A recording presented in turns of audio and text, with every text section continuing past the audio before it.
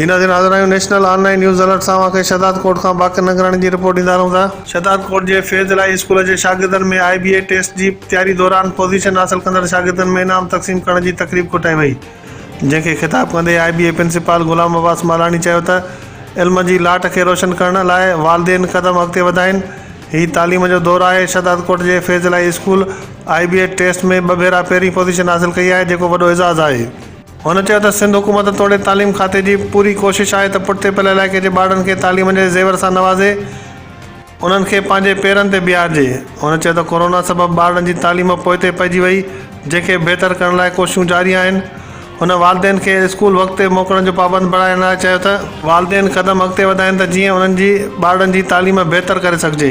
हुन मौक़े ते TO अली नवाज़ मक्सी ऐं ॿिया पिणु मौजूदु हुआ।